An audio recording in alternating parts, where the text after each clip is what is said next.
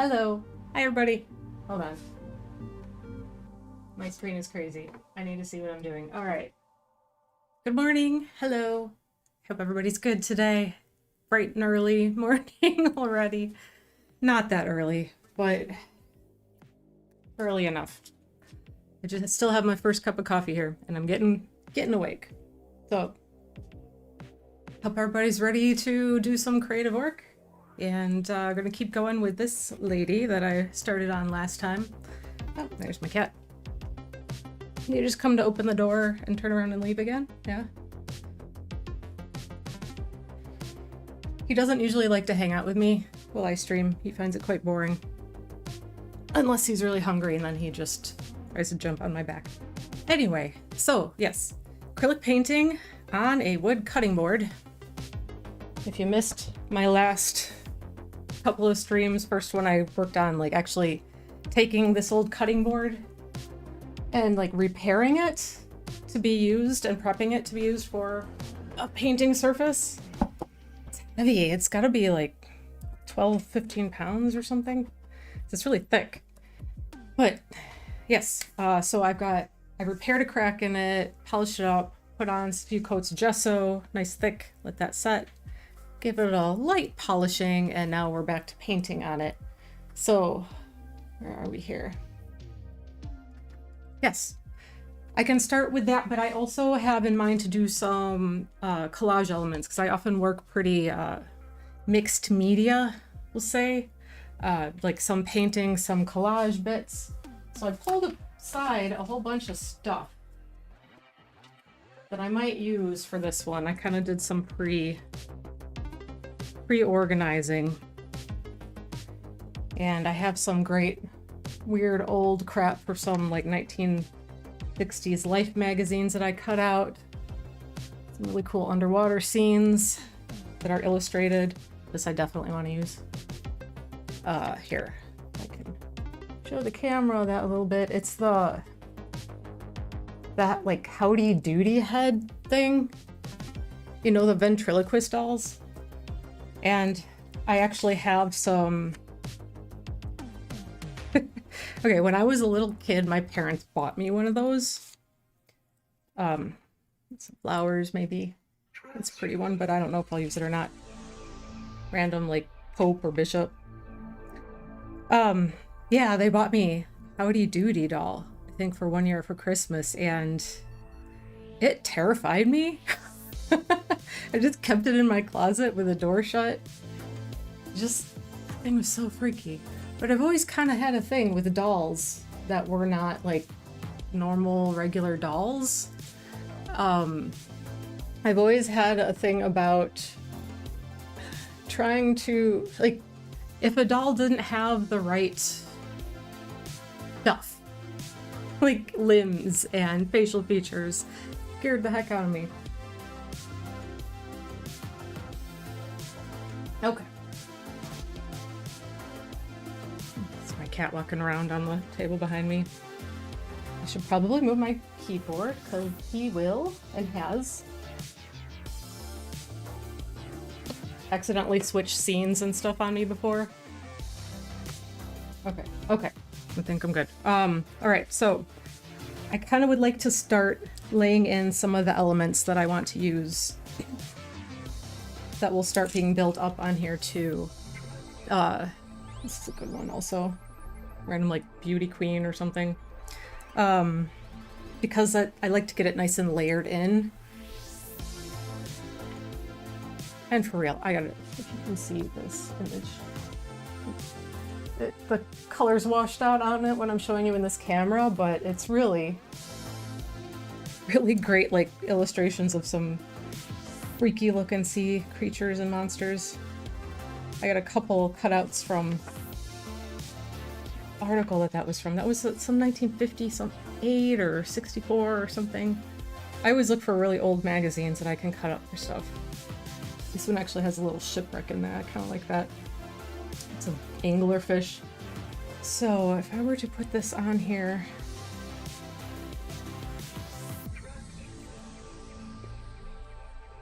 do I want to use the whole thing even? Probably not. So part of the thing is like figuring out where to put it.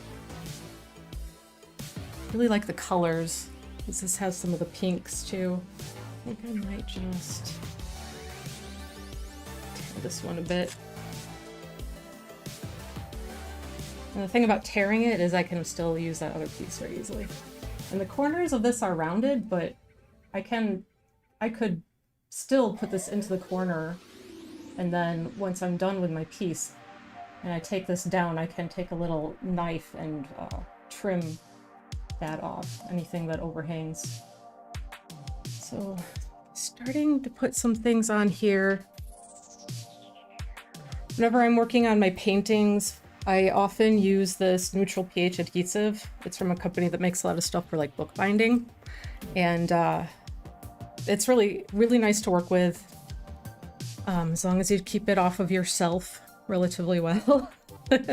It's sort of a pain, but it's very, you don't have to worry about it yellowing or getting funky. And you could also use a acrylic medium, like a gel medium or something, and that would be fine as well. That should work.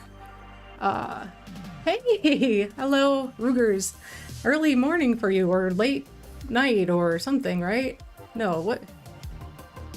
I can't remember. I know you're 7 hours ahead? Behind? I can't remember things, but hello! Yes, I'm gonna use this, I think, still instead of the gloss medium. And what I like to do, because this is pretty messy to work with, is to put it in some kind of a container. Let me see if I have something that's relatively clean. Yeah, that was open pretty much. Ah, I know. I know. There are things. I just have to move other things to get to the other things. Okay, perfect. A little like ceramic dish. Picked that up at the art supply store for like $1 a while back. Alright, so I like to put some of this in the bowl or on a plate or something, and then I just brush it on where I want it. Then I can kind of control it and not be completely... And it's rouge for red. You see Scarlet? Yes. Very nice. Considered using Aeroset on here, but fuck it. Yes. Absolutely. Whatever. Do anything. I love ceramic dishes. Yes, I love any kind of like... I even picked up a little pottery, like from a pottery artist this summer. A little tiny palette. But I haven't been like using my either watercolor or gouache recently, so I haven't used it yet, but I'm excited about it. There's something about like the tangible quality, and I feel the same way when it comes to like mugs to drink out of. I really like the proper feeling of things. A nice thick ceramic mug is like my favorite thing, but that's not... Today I just have a standard one, but I like it because it has a design that I made on it, the masterpiece in progress, which I've actually updated a little bit. It actually looks a little nicer since I've made this, printed this one as a test. Like I moved the text down, the brain's bigger and behind it on top, so, but yeah. Available on my website. But yes. Anyway, so, okay, let me get going here, because time is a little bit of the essence, because this stuff does dry. Just give her kind of a crappy brush to start with, because I don't like to use a real nice one for doing this stuff. So this is the piece, right? I was gonna put that in the corner. So I can start with putting a layer either on the piece or directly on the canvas or board or whatever you're working on. This is probably gonna take all of the glue that I put down because it's kind of a big spot. So you work kind of fast. You can.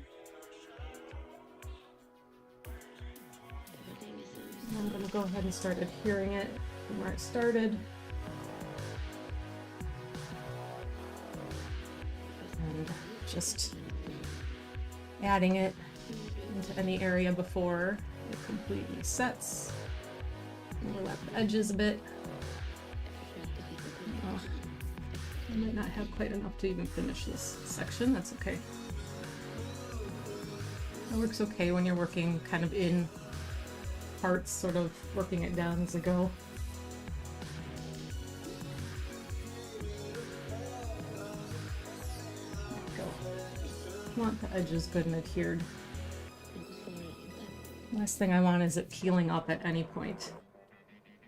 Yeah, I need more. I need to buy more of this stuff. Last time I have a fan on, there goes all the stuff. The last time I was at the art supply store, which was just like a week ago, I had to do some stocking up. I had some canvases I had to buy for commissions and a few paints that I was running low on. I got a big thing of my brush soap. So it was mostly like need things, less fun things, but it was, you know, it's always still a whole thing going to the store. And I thought about buying more of this adhesive, and I didn't, and I kind of kicking myself, but I can always just go back. I make it sound like it's like this horrible inconvenience, but the truth is there's a Dick Blick about 4 miles away from me, and it is the most dangerous living situation that way. Grabbing a cuppa. Super looking forward to how this comes on today. Thank you. Yes, gotta have the tea coffee for me because it is early enough in the day here that I need some of that caffeine. I love coffee. And it's really funny because I didn't always.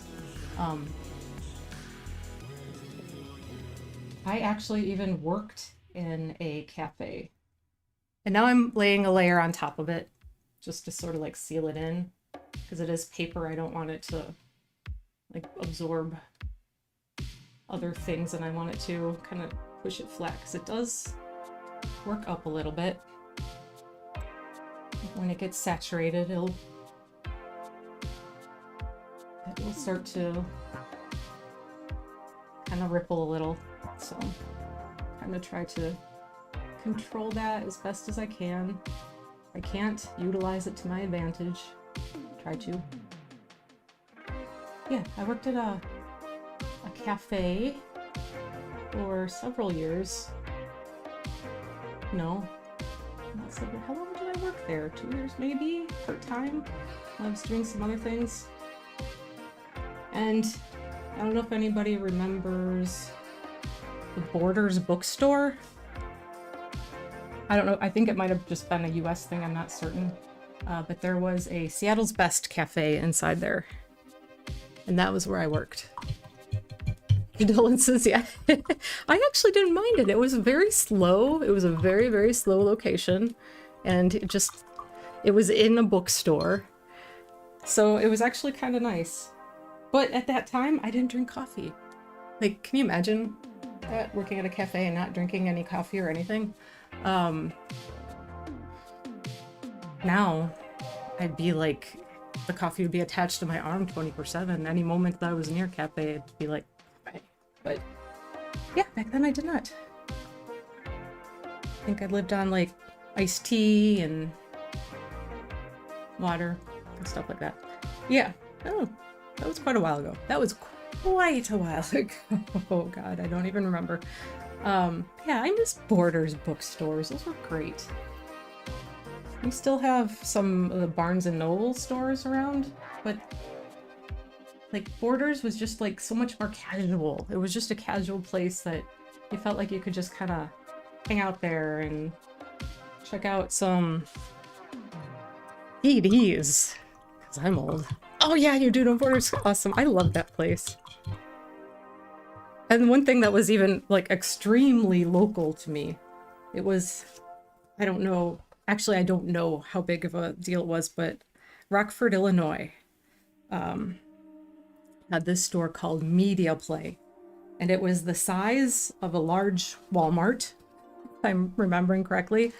It was a big store, and it was just media. It was music, books, movies. It was like heaven. I would save all my money that I would get as a teenager and go and buy CDs and stuff back then. That was the best. I'd go and look at the art books and drool over them. They were always more money than I ever had to spend at the time. Yes, tell me what you did today, Rugers. I thought it was appropriately stupid and is art related. Absolutely. Let me hear the stupid. I know, I miss the big bookstores. They're really... I do enjoy the small ones though, too. Auslander. I hope I said that right. Hello. Thank you for stopping by. Good morning. So yeah, it's and thank you for the follow. Hello. No, I completely forgotten what I was thinking about. You remember Media Play? Yes! I love that store. Oh, spent many hours there in my youth. It really, really was. You ever heard of finger cots?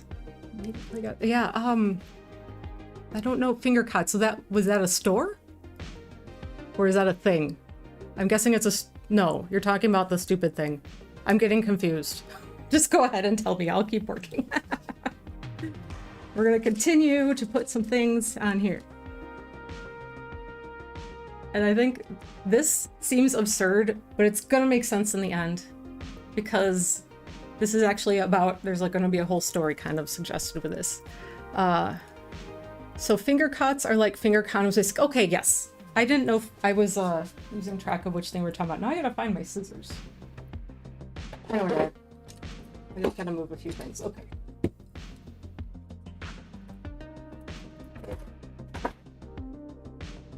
Tiny scissors. Cut this guy out. Yeah, to protect your fingers and injuries. Yeah, so like yes, I am familiar with those. Probably pretty common to artists who work with things that get their hands into a lot of stuff, which should be me, but I don't. Well, I found out they're perfect for oil pastels. Yeah, that makes total sense. So you don't have to wear entire gloves. I get that 100%. That makes sense. There's nothing like that feeling of the oil from the oil pastels just like worked in between the little ridges of your fingerprints. Like it's never gonna come out again. Chalk ones are even worse, I think. Yes, I do know. Those are great. I should get some. I usually have a big, large bin of like vinyl gloves around because I do, you know, I do my own hair. So I always, as you can tell, because it's so gorgeous, right? I went into the chemist today and happily opened up with, you guys got finger cots? I shocked the shit out of them because they supposed to go up your places. Ah! There's so many uses though. Like that's not what, that's, well, from maybe a chemist point of view, I'm assuming that's like a pharmacist here. From a chemist point of view, that probably would be their main assumption of how you'd use that. That's amazing. I love it. That's hilarious. But then you know what? Just let them be embarrassed. It's really, I always figured if I were an easily embarrassed person, I would never leave the house because always doing stupid accidental things, always breaking stuff in my own house, dropping things. Like you just can't, you gotta just be like okay with it. I remember once when I used to go to a gym many moons ago. Yeah, I'm with you on trying to wake up, Causlander. Didn't even occur to me till I said it and it gave you the look. Hey, you know, then you just own it and be like, yeah, that's what I need it for. Yep, that's what I'm doing tonight. I once was on a treadmill and I was using, I think I was just listening to headphones on my phone, with my phone, and it was wired a few years ago, and I did the thing where I instead of me like misstepping and then flying back off the treadmill, I dropped my phone, which kicked back off the back of the treadmill. And then I stumbled, caught myself on the side, like my earphones like hanging out and flying, the wire from them. Like somebody was walking behind me at just that time when that happened. And the guy's like, just picked it up, just kind of looking at me, hands me the phone. I just laughed. I'm like, thank you. It happens, right? I mean, that happens to it's gotta happen to tons of people. I'm sure. Who cares? It's all fine. All right, I'm not gonna worry too much about cutting out his fingers super close because I think I'm gonna only use half of this. I'll save the other half for another time because I can. I might go right down the middle. And just throw him maybe kind of coming off of there. I'll just tear him. I like a teared edge.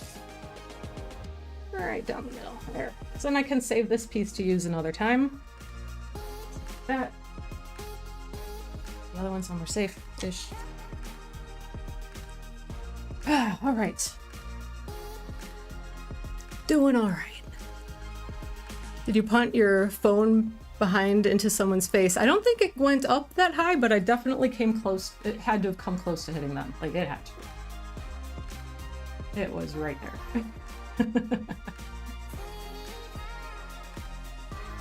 So nobody was injured, especially myself.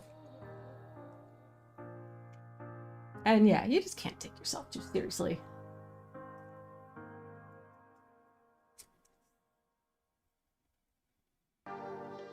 At least that's part of my belief. Gotta figure out what the fuck I'm doing with this painting I started yesterday. Oh, do tell. Do tell, do tell. I have so many paintings around here that are like partially done, waiting to be done, because I think I hit those points or I get distracted. A lot of them are like, I have some ambitious idea to do something crazy to that I don't actually have maybe the certainty of how to implement it, so they just sit until I take the time to actually think it through or scrap that idea altogether. So I think you are in good company for having to figure something out.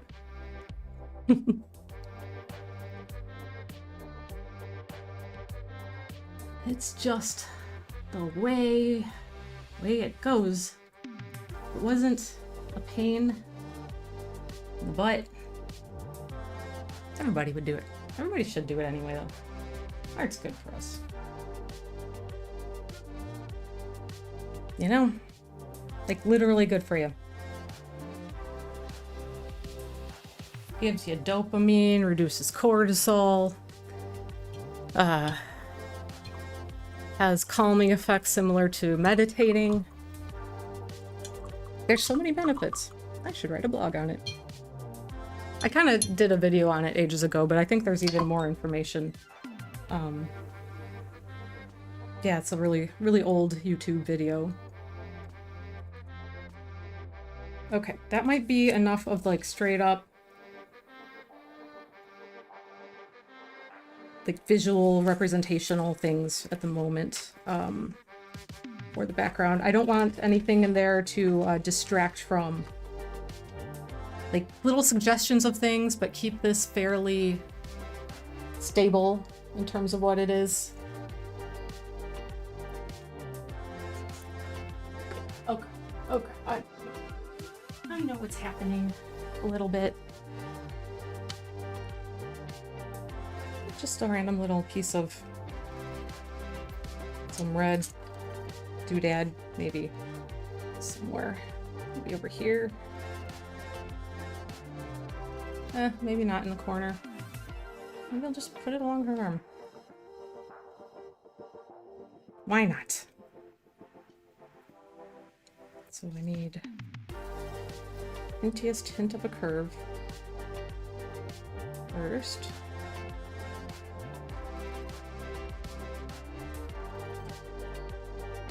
Not much to tell.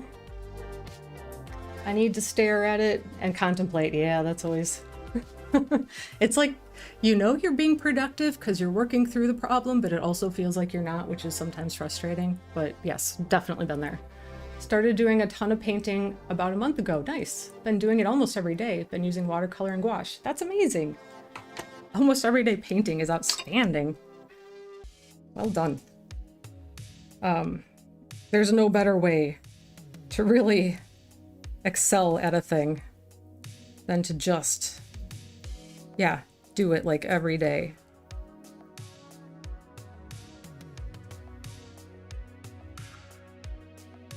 Says a person who usually does not do it every day, but I know the value of it because anytime I have, that's when you really like see very measurable growth very quickly.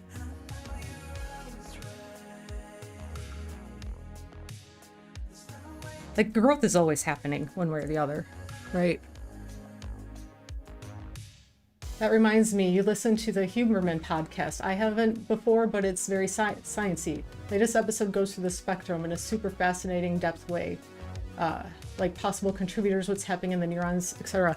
I haven't listened to it a lot because they're always super long. But I not very long ago did listen to one or two of them talking about the science behind ADHD, and that was really fascinating. And I love the way that he presents the information and talks about like peer review and all that kind of stuff. So you know that it's not just this study says this, so it's obviously the fact of the matter. But the context of all the science and things also, I think is so great. I do like him. It's sort of like a matter of just having the time to listen for a prolonged period of time. He's got some, I have multiple episodes of his in my like to watch later list. So I would like to see more of them. Also, hydration, very important when we're drinking tons of coffee, so don't forget water.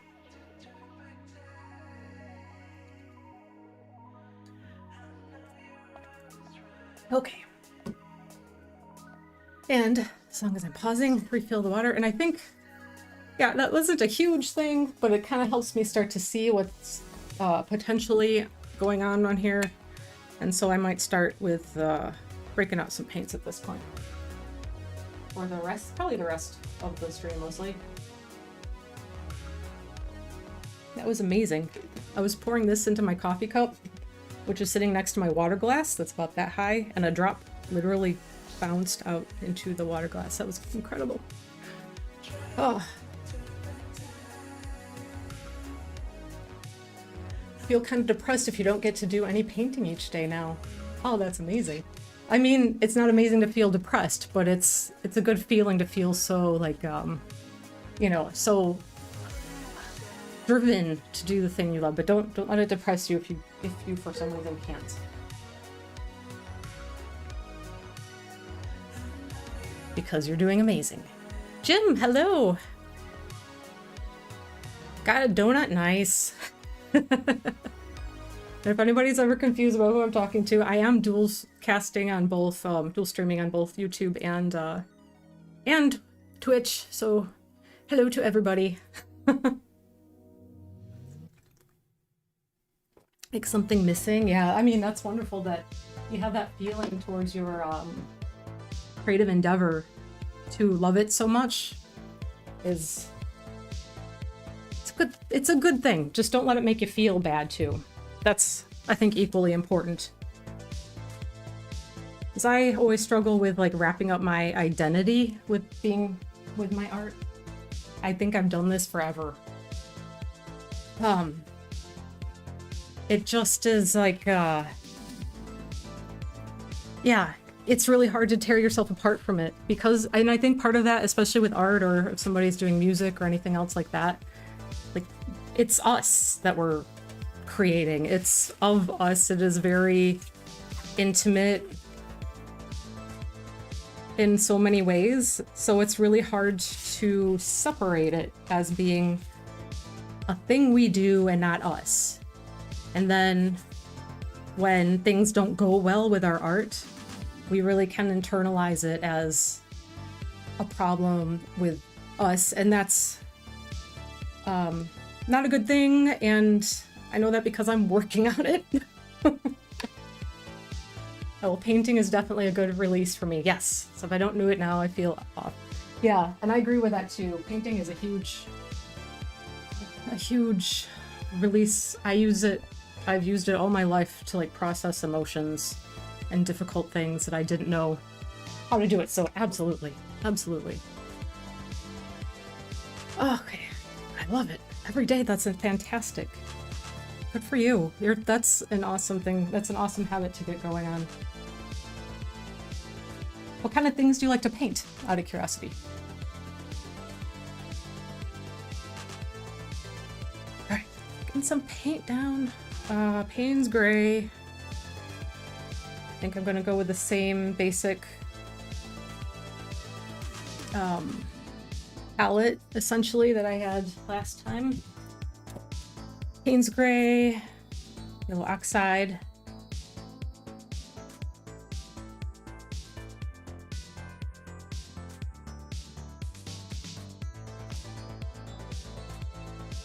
Some things I don't know how to say right.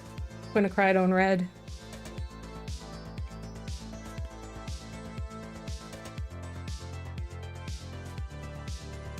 I had the brilliant idea to wear a sweater today. And I'm always extremely hot.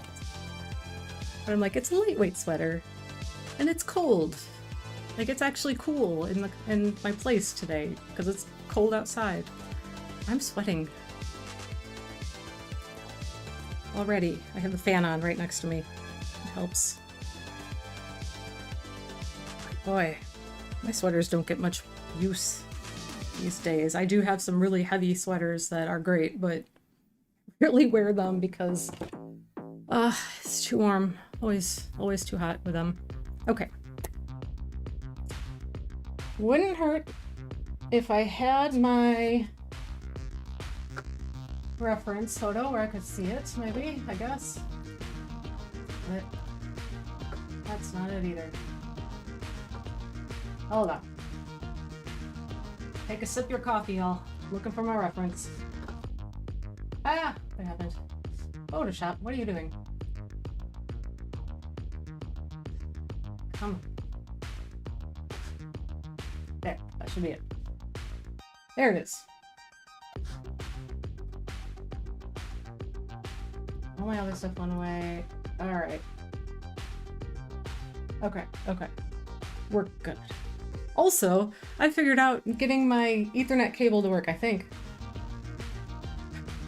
I had it working, and then yesterday, our wireless router decided that it wasn't going to function anymore, so I had to do a factory reset on that, and so I don't know what's happening anymore, but at least for a minute it was working. I just started painting. The image appears later. I don't usually know what I'm painting until it shows up on the canvas paper, so very intuitive. Nice. Just get those feelings. And color, that's awesome. And Jim says, I've been feeling overwhelmed in the morning, but it fades. Trying to make a habit of a morning walk. That's a really good idea. My goal is to do like breathing moment, like just even a couple minutes of kind of like breathing meditation when I first come into the studio. And I sometimes forget that that's my intention, but when I do remember to do it, and I'm not good at it because my brain is like a little, it's a ping pong machine, but it helps. Every little bit helps. Yeah, feelings of overwhelm. I'm very familiar with that.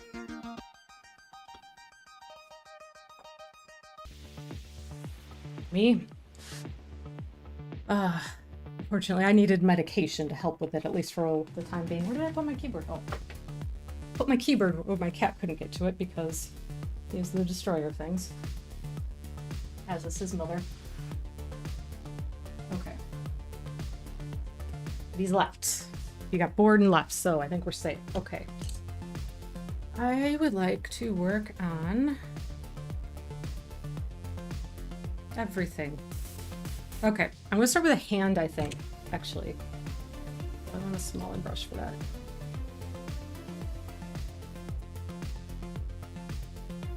This might actually be even bigger than I really need. Or we're gonna give it a go.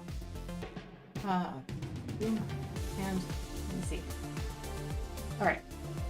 So we've got a number 10 bright. I believe this is what they call the bright brush, not the flat. Or no, it's a flat. I don't know. I don't know what the difference is. Ah, whatever. Here we go. Hand. I definitely need some of my lighter color. When I'm looking over here, that's where my computer is. So I'm looking at, on the screen, I have my reference images. And I kind of combined a couple different things for my reference.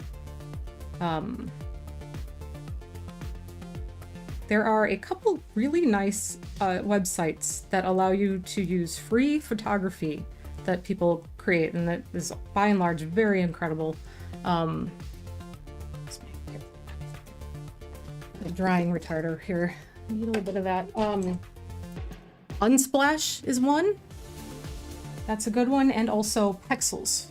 And I have seen that there is some crossover between the two, but they're both like, some of them have, one will have more of something in one category, the other will have more of something in another category. Really great. They just ask you to credit the photographers. So I know I have the link of this and of the photographers that I pulled from in my YouTube description. But the primary image I'm using is by a photographer, Eliza Lenza. And I've made some changes to it, but basically anything that's skin, that's what I'm looking at.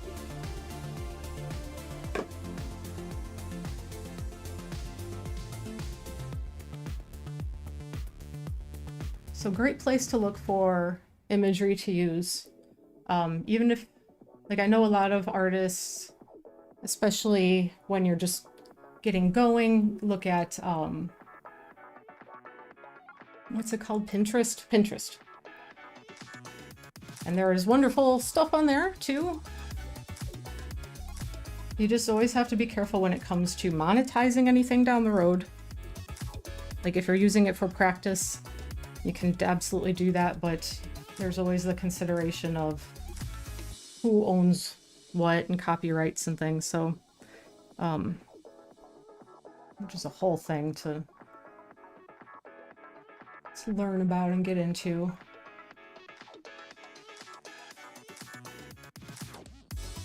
And is often changing. And the whole AI thing right now is definitely raising a lot of questions about ownership and copyright. So we'll see, keep track of what's happening there and who owns what. And I will admit, maybe I'm a curmudgeon-y old artist lady, but I've seen the argument that AI art, the ability to, use AI to create imagery, democratizes art. And it just really is, that just boggles my mind, because there's not, like, what's the barrier? Anybody can draw. You want to make art, all you need is a paper and a pencil or a pen or anything, and learn. Like, it's just a matter of, do you want to try? And so it's like, learn to draw. You can. This is something you can do. Jumped into studying art because I started doing art therapy. Intuitive art is so invigorating. Oh, I didn't know that. That's cool. Yeah, the AI stuff is a whole nother can of worms. Apparently it's eating its own bad AI art and it's generating absolute trash.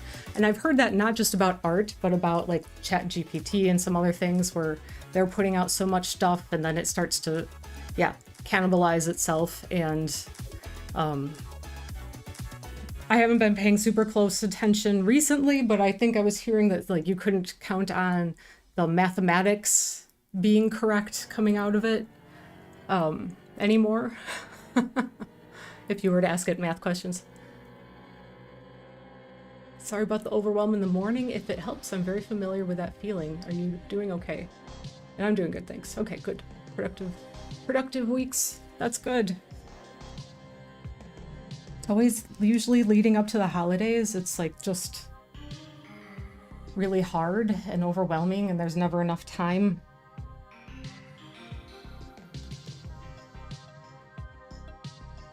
And if anybody remembers me talking in the last stream about that crazy store, that treasure hunt deal store, I do this to myself. I went back, except I went on the $2 day and it wasn't busy and they weren't playing the insane music. But there's a weird, like, time vacuum in that space. It's really fascinating. I don't know. I think I'm just fascinated by the whole thing. It's so weird. And that's that Treasure Hunt Deals is a store that sells return items from Amazon, stuff that comes back to Amazon. They buy the flats, buy the pallets and resell it. And so it'll be like the first day they put things out, $8 or $9 a piece, and then every day it consecutively drops down till it's $1. Everything in the store is $1 at the last day, and then they restock and start the cycle over. And it's a surreal and nightmarish experience, but it's also fascinating, and you just like, you don't know what weird crap you're gonna find. Making a dent in your hoard of materials. So I'll be moving around listening to the stream while sorting junk. Nice.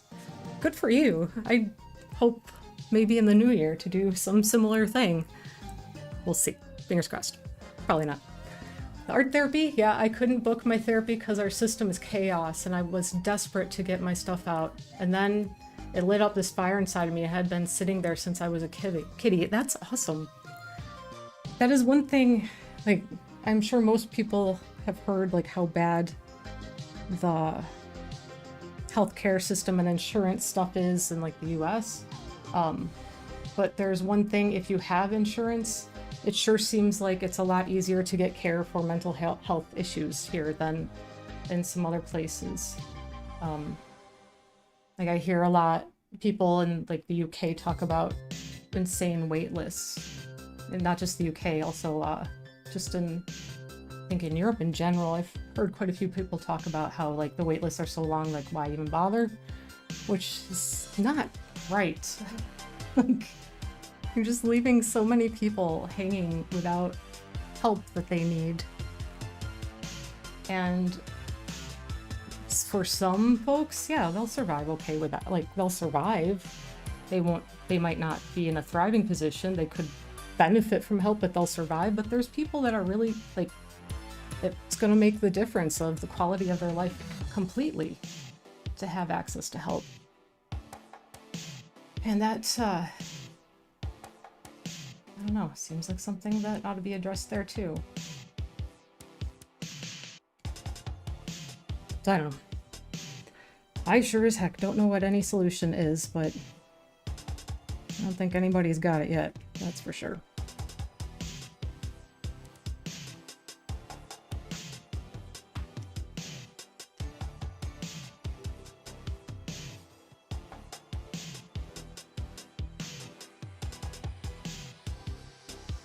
It did take me a long time to find the right therapist. And every time I changed therapists, it wasn't because I'm like, this one isn't working, I need to find somebody else. It was always, oh, I have a different insurance policy. They don't cover that anymore, so now I have to get somewhere else. And that was always a thing. I know art is therapy, but have you ever actually sat down to do specific art therapy? All of my stuff is just so abstract. I haven't. That's something that I don't actually know. I wouldn't know how to get involved in around here. I know there is art therapy in the area. I don't know if my insurance does cover it. So no, I haven't actually done it myself.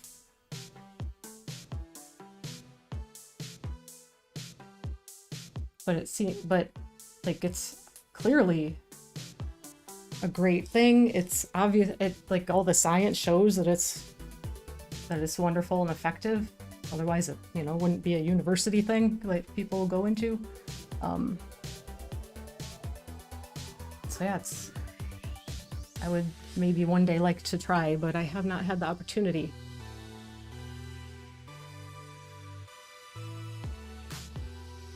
That versus the portraits you do all day. We don't have a solution yet, but I think it's important to keep talking about it. Yes, we can't move forward without bringing honesty to the world we actually live in. It's so true. Absolutely. Oh, no, you and your canvas and actually focusing on just getting out your emotions. Literal visual journaling at home. That sounds like something that would be amazing to try. So maybe I'll just try, yeah, give it a go. I've been listening to Bo Burnham's song Content to get you going from his Inside album. I've actually not listened, I've heard some of the songs from that album, but I haven't heard it all. But if that gets you motivated to do some of that kind of work, I'm going to have to check it out also. So thank you for letting us know about that. Something to look up.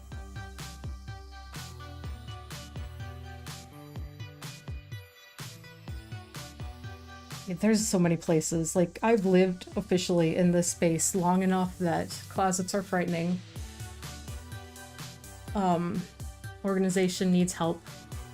And I try every now and again to like tackle one space or one little thing, and it's never enough. It never ends up being sustainable.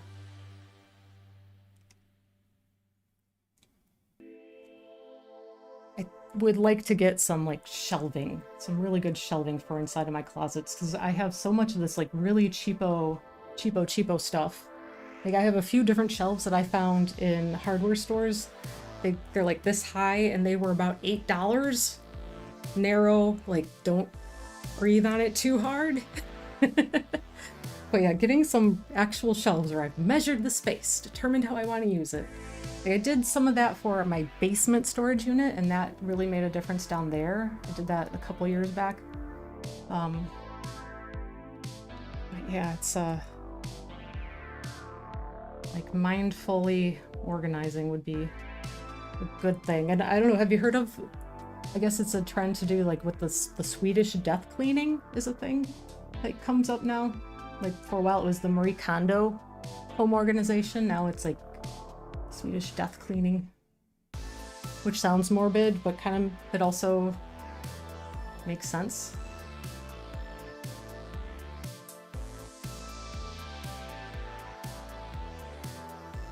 And the idea of that, as I understand it, is just to like look at your things and your possessions in your home as though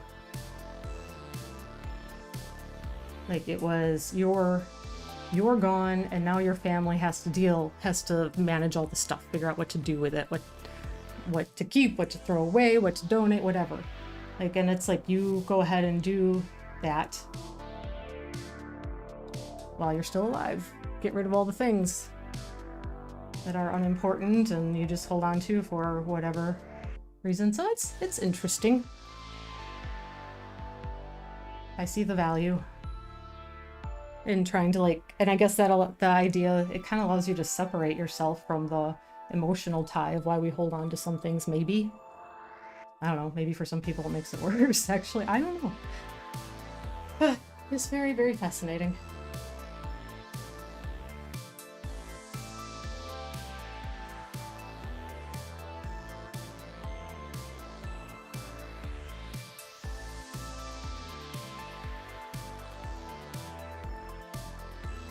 There's just like, there's got to be such a tie-in between like evolution and our need to hold on to things, because I'm sure like it made sense for us to hold on to things that were a benefit to us, because there was never going to be all that much stuff. And then over time, as we evolved and we have homes and closets, and the stuff is like is now immeasurably more than our tribal selves were ever going to have to worry about. Like we haven't quite adjusted. There's so many things that have changed in the way that we function and live, but our evolution hasn't, our brains evolutionarily haven't had a chance to catch up with. And one of those could even, like, it seems that sleeping through a night, like just sleeping all night long, is maybe one of those things. Like, there's a lot of evidence to suggest that people didn't used to just sleep, go to bed one point, wake up at one point. There'd be a point in the night where you would get up, tend the fire, and then you'd be awake for a while, and maybe you'd have something to eat, have some conversation, and then with whoever else was in your household, and then go back to bed and sleep more. Like, it's fascinating. The invention of electricity to allow us to work when we otherwise would have not been able to. Like, it's dark, there's nothing to be done. You know, random fascinating stuff. Store day. I have a very nice voice list too. Thank you. I appreciate that. I'm one of the stereotypical people who hears recordings of my own voice and is like, that sounds weird, but I guess after a while you just get used to it. But thank you. I appreciate that. Oh, Cuslander, I missed. Gonna be lurking for a while I get myself ready to paint stream. Painting is looking great. Thank you. It was nice to meet y'all. Hope you have a great day. You too. I hope your painting goes great. Good luck with it. Sounds like you're doing awesome. Letting go of stuff. See, I got it in my life. I can do that, no problem. But you're teaching me to let go in art. That's where I can actually do it. It's all the other stuff. It's always a battle. To be attached to these ego things that are actually better left on their own. Yeah, absolutely. It is constant reminders with that.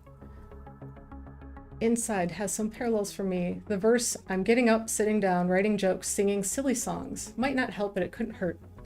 It is my earworm now. Nice. I like it. Whatever things speak to us in the right way to get done what we want to. That's the way.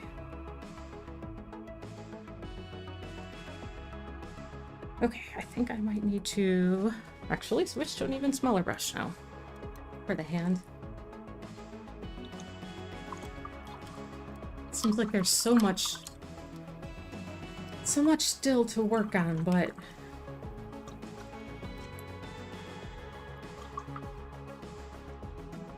focusing on one thing at a time can help make it seem not so overwhelming. At least for a moment.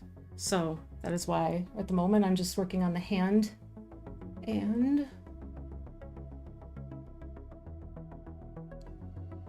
then move back into things. I got a good base layer on most of the character areas. I do need to start adding some washes and things into the background also. But I want to work on the hand a little bit more before I do that. And then yeah, and then go back in and refine a lot of areas at some point. Oh, I don't want that. That feels almost too small, but I think we're gonna work with it. Number 3, Filbert, is quite tiny, but it feels like, I can't even see my thing anymore. What happened? What's going on my screen? There. Okay, so I can see, yeah, it's really small.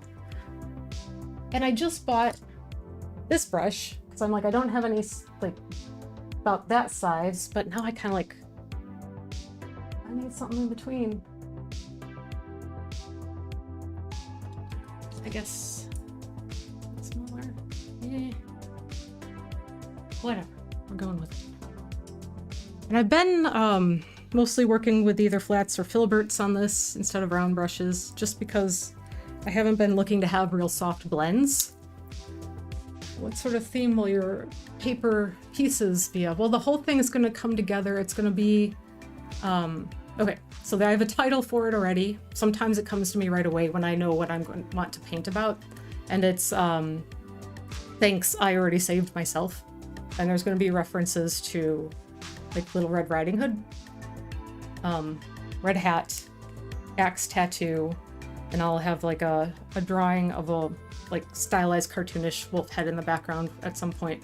But that's something that I've actually did a long time ago when I was working with digital design, where I had a girl wearing a red hoodie and jeans and a t-shirt, and but she had like a wolf's head in her hand, like it was a stuffed animal wolf, and it had been cut, and then she had the scissors in the other hand. So it's taking that kind of that story of being saved by a hero, and instead like, no, I've already, already took care of it. I'm good, thanks. Which is both good and not necessarily too. Like, yeah, I think we've all experienced, coming from like the viewpoint of where I talk in my art,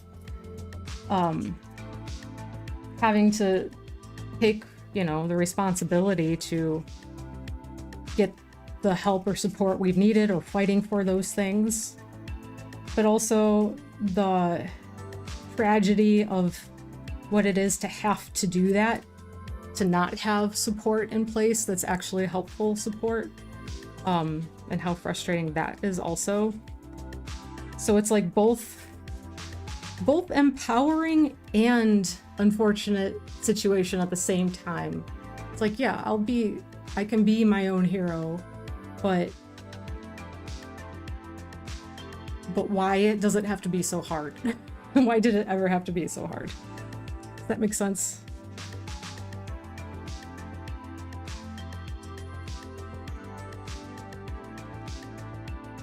So yeah, a little bit layered, I guess. Modernizing the fable, yeah. And I even have some ideas for some other ones that I could do as well. Just wait for a second. Okay. Oops, too many screens on my computer, too many things happening. Okay. It's fine, it's like my brain. Too many tabs open. All the time. There was a point, was it last week, where I actually, for a moment, went from having like 85 tabs on my phone, just on my phone browser, and I got it down to like 55, and I was really excited for a second, but it didn't last long. Did not last long at all.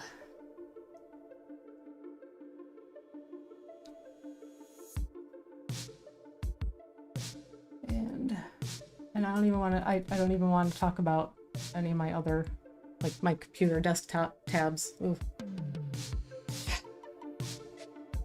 What is that shape? There's just coffee splash on my screen. I'm like, why does her finger have that shape on it? Speaking of, coffee sip break. I love modernized takes on fables and stuff. I did a modernized version of Wizard of Oz at uni when I did graphic design. That's cool. That's a good one to do too. I have in mind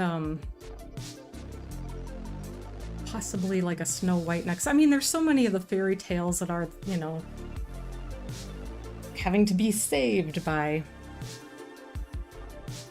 It's always like the woman, the damsel in distress needing to be rescued, and you gotta know how much I love that. And when I was talking about like how there's like that kind of unfortunate side of having to save yourself, I'm not talking about having like a hero, a knight in shining armor. I'm talking about just there being the education and the resources to recognize issues in the world. I love the hardcore fables, the ones that aren't afraid to scare kids to get the point across. Well, some of them that we know from Disney, they're Disney-fied, and some of those stories are actually quite graphic and violent in their if you find them undignified. Like, I know that Cinderella, one of the sisters, like, cuts off part of her foot to try to fit into one of the slippers. And the slipper when the prince is coming around trying to find who it belonged to. And then at the end, where she's, you know, going off into the sunset with her to be the princess, crows come and peck out the eyes of the stepsisters. So there's some dark stuff in some of them that, you know, we don't leave in there for kiddies anymore. But then what's the tale? What's the cautionary tale? What's the lesson outside of who doesn't want to be a princess saved by a prince? Oh, by the way, that answers me. And I'm sure many of us, quite frankly, but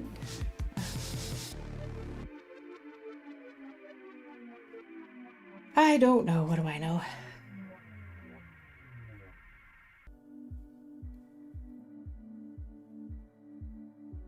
Unabridged fairy tales. You can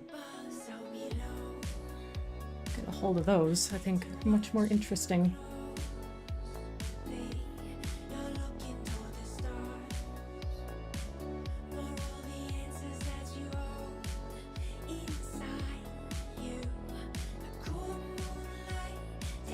And there was another one about a girl who wanted red shoes. What is that one called? I don't remember now.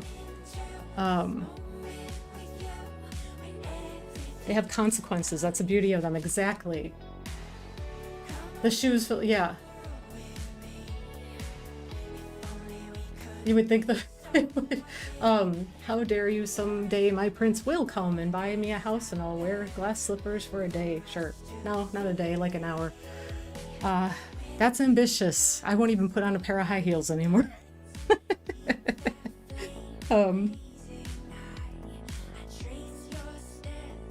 Yeah. Like, having somebody that you care about to help, that helps take care of you, that you take care of each other, is a beautiful thing. Just hate the whole princess, like, the idea of women in the story having, like, no agency of their own, right? And when I watch, and you see that sometimes when you watch older movies, like, that's like just written into, like, women are so damn helpless in them, and it makes me crazy.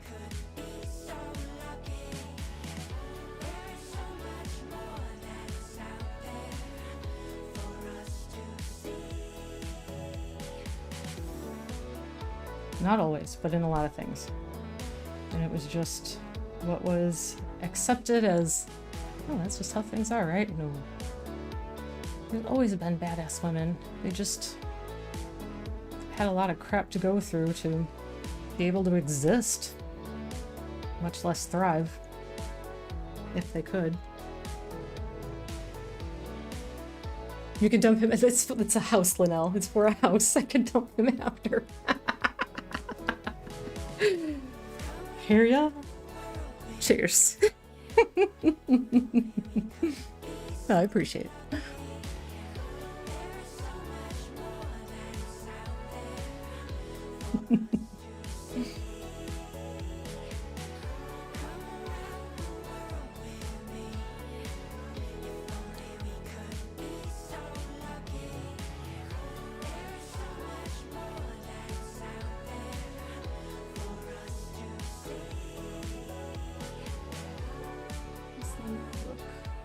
And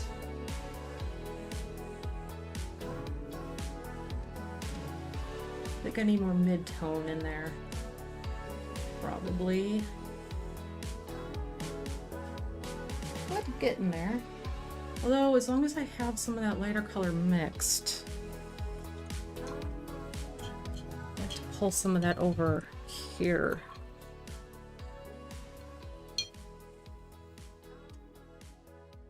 I think. Okay, so that means Big brush. I think I need to get some of that like brush reshaper stuff. I wonder if it works. I've tried to reshape with just my brush cleaner, but I don't know if you can see how like fuzzy. Hey, it looks like my fuzzy hair. It just has no shape to it anymore. It's really... And this is a very sad brush, like the... Oh, what's this piece called? Like it's a little loose and a lot of paint has scrapped off. This is a very old brush that has been subjected to a lot of abuse over the years. And for that, I am very regretful and sorry. I was a very bad brush mama sometimes. Terrible steward. But yeah, so that's what it is at the moment, and not loving that. I would prefer to save it if I could. I don't like to throw away a brush unless I absolutely have to. I will keep it as long as I can put paint on it, probably. So I will find some use for it.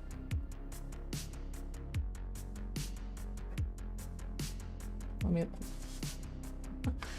Okay, reference check. All right.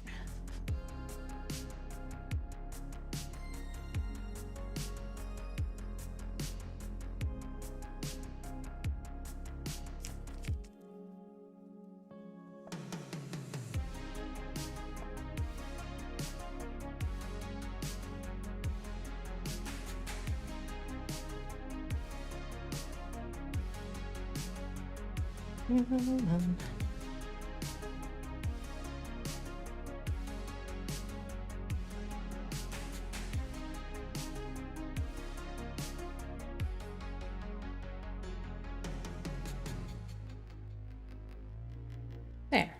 I think that's better. Nearly. Almost.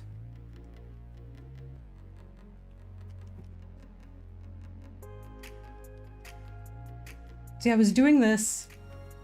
You saw it, Airset. I saw that you saw it.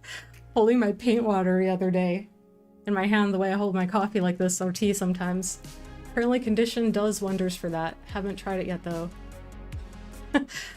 Yeah, the brush conditioner, I tried to really like build it up heavy.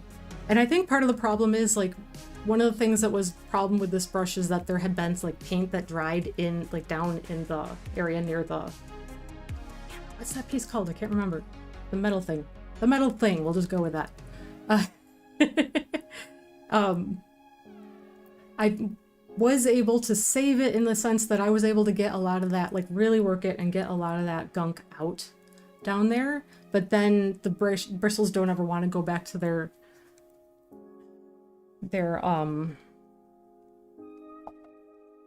original form after I got it fixed like that, you know, I guess. So that's the only, I don't know. Yeah, you figure out one issue and it just creates another problem, and that's where we live now. That's where my brush lives now. Poor brush.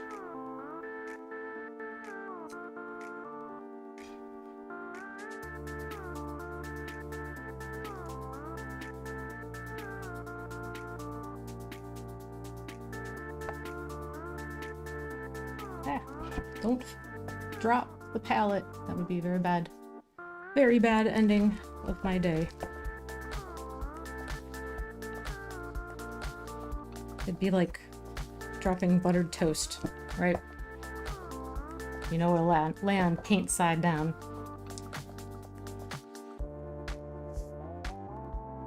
And it is why I have... Brush is just so soft.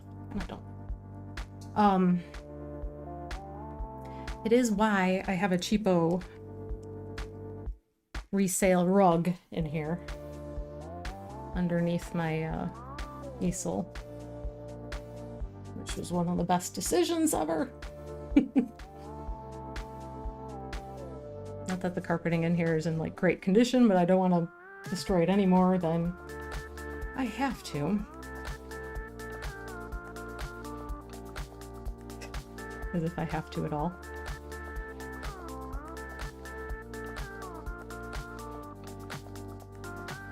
Ah, why are places calling me? Stop it.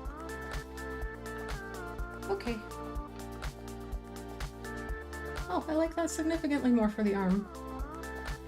I still want to go and add some more mid-tones on the hand.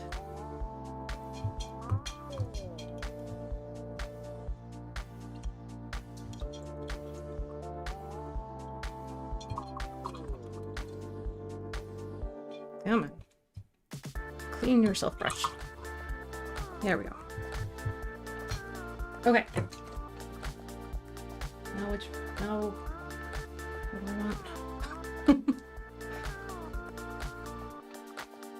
Something that I want. Sure, it's in my hand, we'll go with it. Okay, coffee pause. Step back, take a look. How we doing?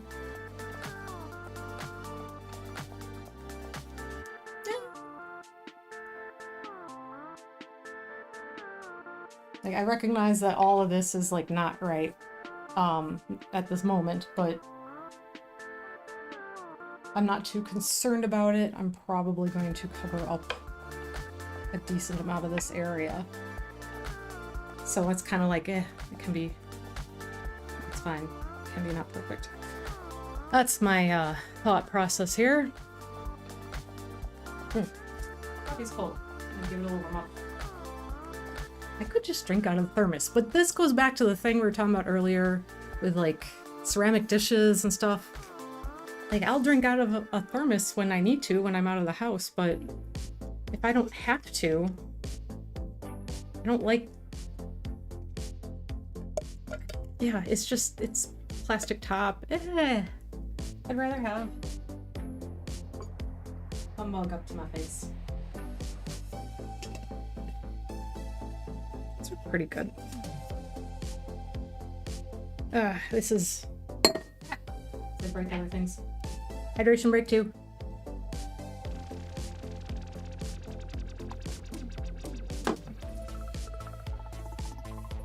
A couple of those thermoses. We had some kind of go missing for a bit. Costco, man. That place is great. Thermos. I'm used to mine now. Having hot tea forever, yes. And sometimes for too long. I definitely have felt that way, where it's like, I'd like to drink the coffee without burning my face off 3 hours later, please. I do have one. It's, what is it? Just it's not Thermos brand. I don't know what the brand is. I didn't buy it. It was actually, of all things, a party favor from a baby shower that I'd gone to. Yeah. I guessed how many candies were in a jar correctly. I believe. And so I got this thermos. It's actually really nice, but it's hot. Plus I look super chic, especially when I'm in my house clothes and I'm yelling at my dog to be quiet in the yard. Hey, you might as well do it. Style it. Right?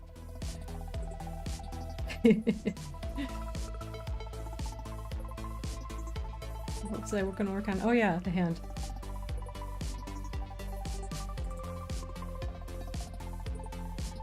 I actually gotta leave the house today for a little bit. I have to mail some things, some packages. Oh, let me look at my hand again. My reference. Okay, there we are. I'm gonna go to the post office, which is always a great joy. Sometimes it's not too bad. It depends on the day and how busy. This time of year, they're probably always, unfortunately, quite busy. And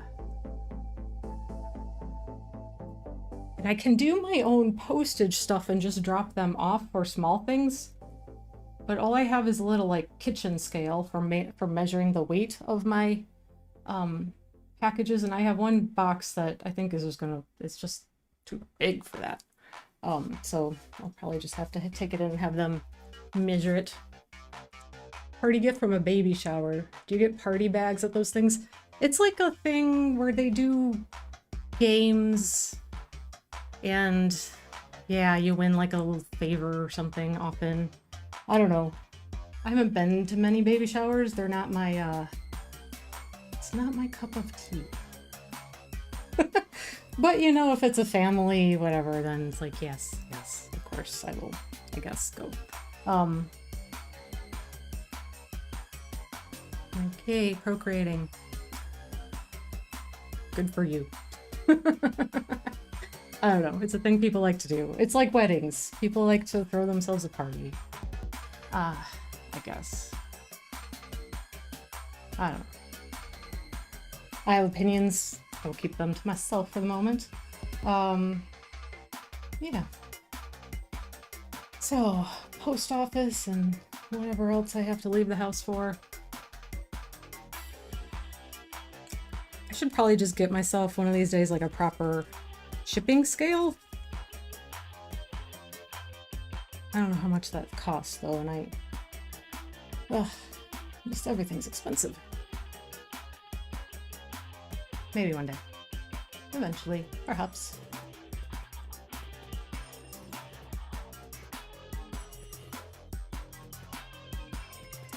Perhaps.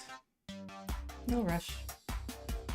It's not like I'm flooded with constant orders to fill. It's just like every now and again I got something to send. That's why I just got a really cheap kitchen scale to use. And it's thus far mostly been acceptable for that.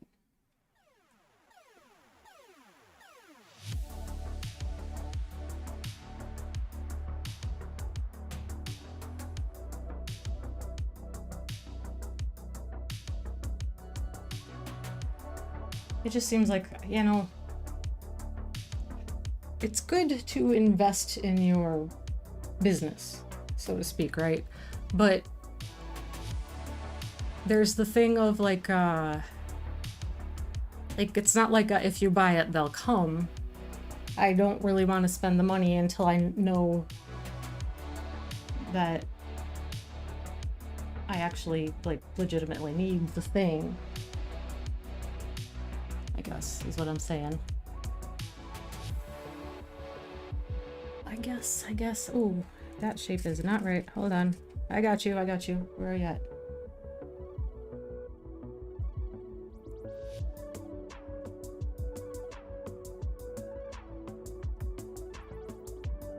Like that finger got awfully fat.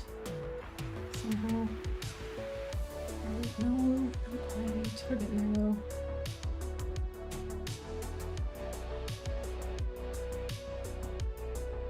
Better?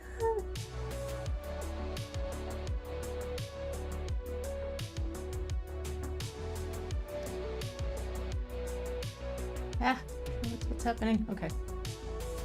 Breaking things.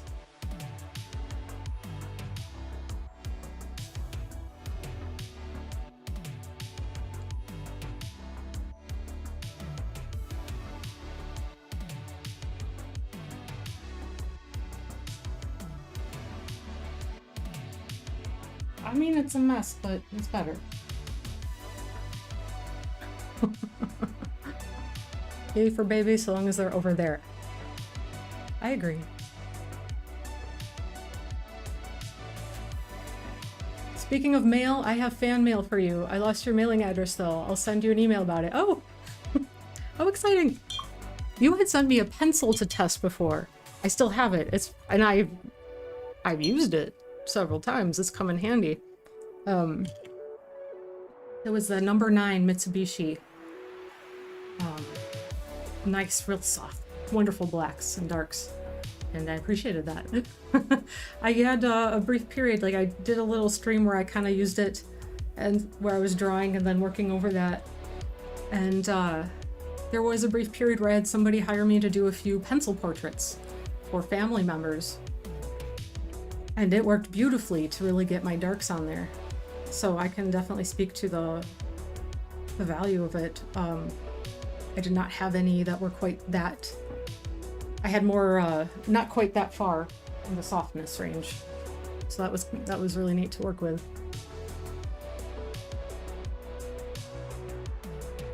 Thank you.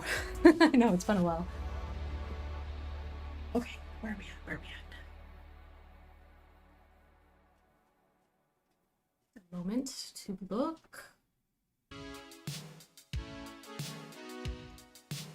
Well, it still seems messy. I think that I've at least gotten the hand like up to the point that kind of everything else is, where it's like it's blocked in, the values are approximately there.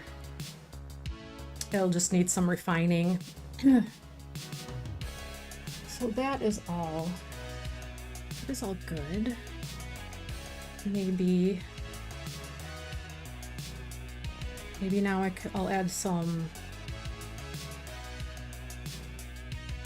bits of color with just what I have here onto the background area a little bit.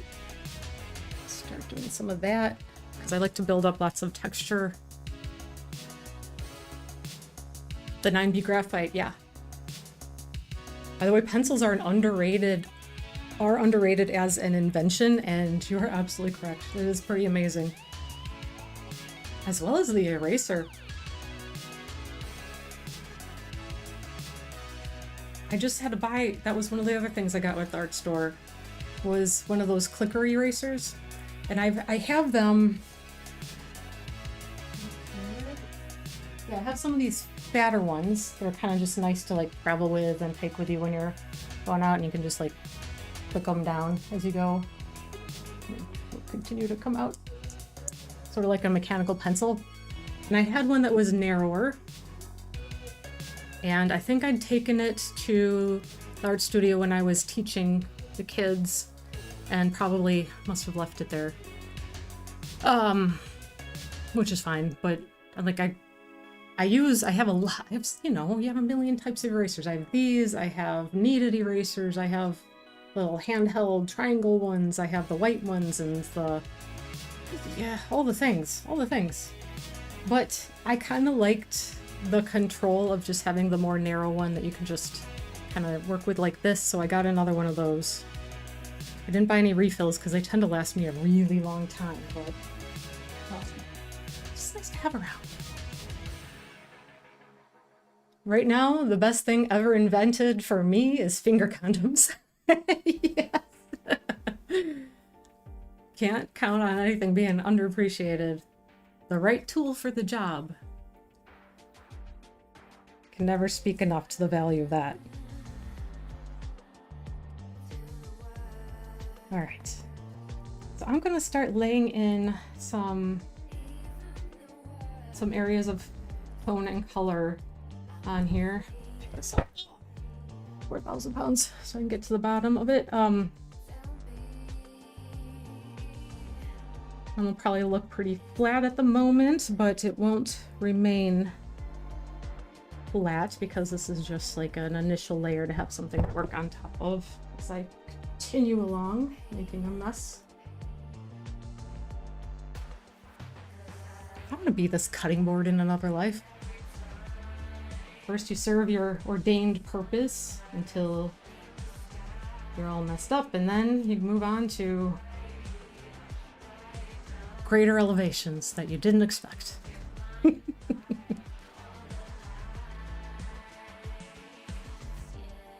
Why not? Why not?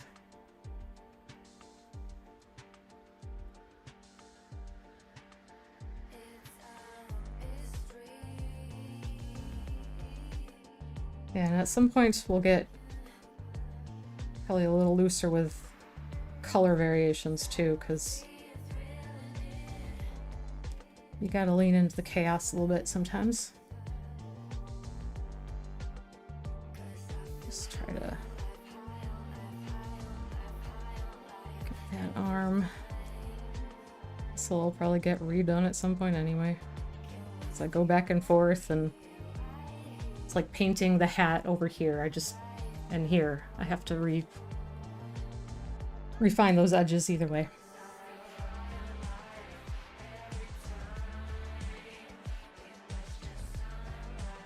Would love to know the price on posting this. Oh my god, it'd be the weight of it. Thighs a little bit, but it always comes, like, the weight is always a big thing. I I don't know that I have a really great idea of what that would be. I haven't shipped too many things that are in the weight category of this guy. Most of any art that I've ever shipped has been on paper, primarily, which weighs nothing, so it's never, I've never paid more than $10 outside of the addition of, I didn't even realize I had some gouache on there. I think, yeah, that comes off. That can scrape off. The addition of your like insurance and whatnot. That kind of thing. And, you know, if it's something you can pay extra to have like the signed confirmation. And I didn't used to worry about that much. If it's something cheap that I'm mailing, I don't care, but there's definitely been,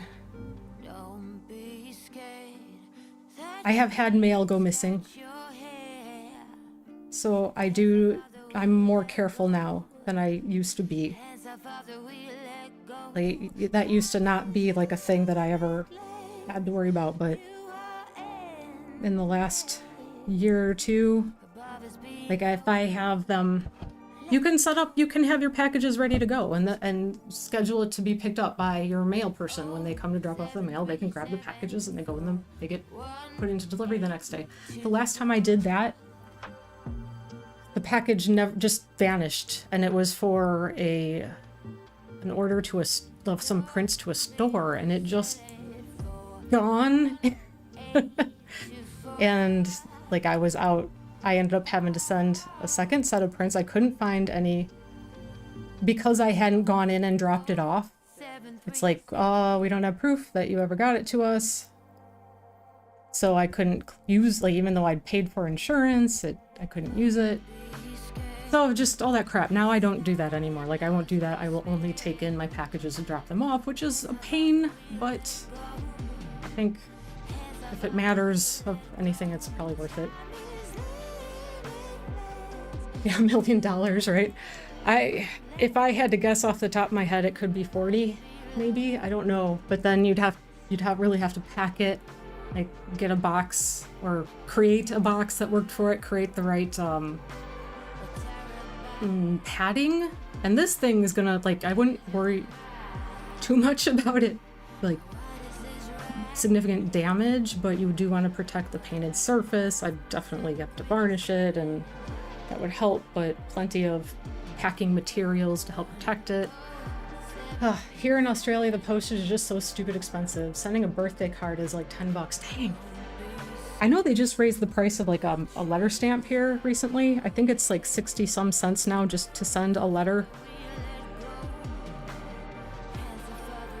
Which is crazy because, like, I remember I remember this specific moment when I was a college student. Maybe I've talked about this before, I don't remember. But it was an apartment. I wasn't living in the dorm. At my school there was only dorm for freshmen. So I was living the second year in an apartment. And this was a little while ago. I was paying my bills, which meant sitting down with a checkbook and your stamps and envelopes and writing your check and getting the thing ready to mail, putting it in the mail. And that moment when you're like around 20 years old and it's like, oh my God, I'm gonna have to do this every month for the rest of my life, and having that like existential crisis of like, this is the adult life now and I'm never gonna like not have to do this anymore.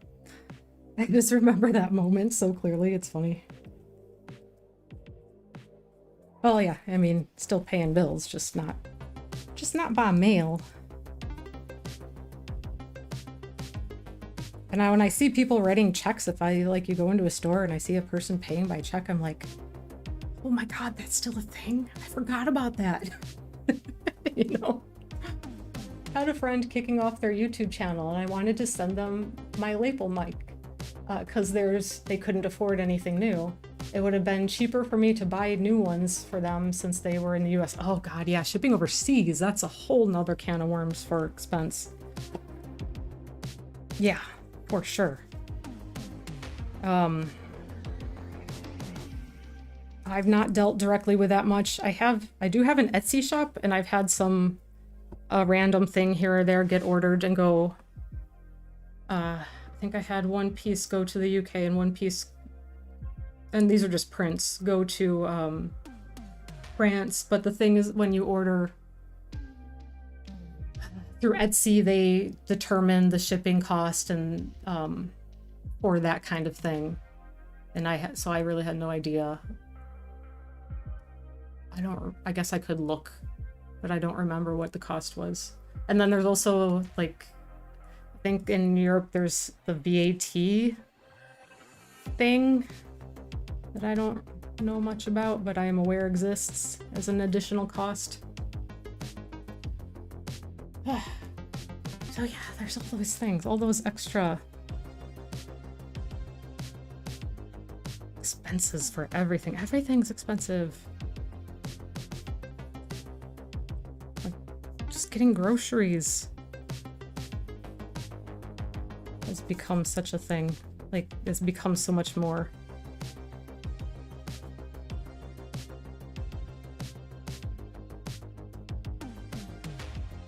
When I was living out near where I grew up, I used to drive up to Wisconsin to get my groceries.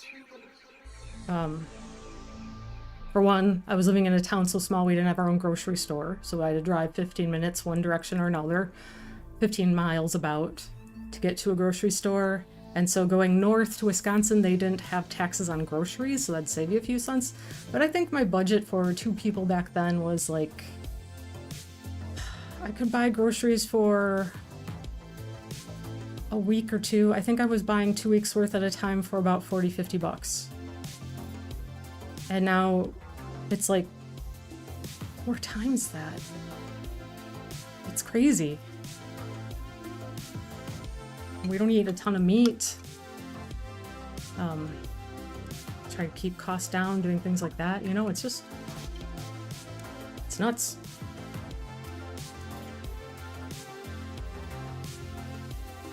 I've come to see how detrimental an expensive postage system is to a recycling community. You need it. Yeah, recycling community was like reuse. I donate a lot of stuff. I live just down the street from a Goodwill, so I'm able to donate a lot of things. There's actually also there's a lot of great resale shops around me. Restore, Habitat for Humanity's Restore, they sell some furniture and like home things. Like you can buy sinks and electrical wire and just crap that's left over from building projects or donated when people do renovations on their homes. Find all kinds of crazy stuff there. I donated furniture there before.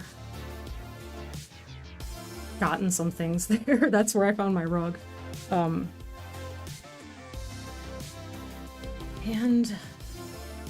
yeah, I know that there's a lot of like free cycle sites and communities. And if you know people near enough to you that you can pass things on to. Like, I've often wished I had somebody to pass on like clothing type things to. It's probably getting close to where I have some nieces who are, they're like teenagers, so I could probably pass some clothing onto them, but they're small, tinier than I am. I had this really cool pair of purple boots I'd found on clearance, like some crazy clearance price online. They were purple, like they aren't Doc Martens, but they're like combat boots that were like a lavender color. They were so cheap. Ordered them online, and they came and they were like too small, and I'm like, I'm gonna force break them in. No, it never happened. So I'm like, even though they're too small for me, I have like giant hobbit feet. All my nieces are like tinier, but I asked them, like, do you want these? Maybe you'll grow into them or wear really thick socks. They're like, yes, I want them. I don't think they can wear them. I think they're so huge. Oh well. And so things typically just go to the resale shop, which is fine too. Hopefully people get good use out of things. I buy a ton resale. I love it. eBay, Facebook Marketplace, all that stuff, survive on it, absolutely. When I lived in New Zealand, it was Habitat from Humanity that got me kicked off. What? Got you kicked off? Wait, explain. Oh, you mean got you set up? Okay. I'm thinking like kicked off a platform. I get it. I'm with you. Yes. Wonderful. Terrific place to find, like, and better prices for used things than you find at other stores too for furniture, I think. It's gotten to the point, and I don't know if that's just because I live near a city, that I'm sometimes surprised by how expensive things can be at a resale store. But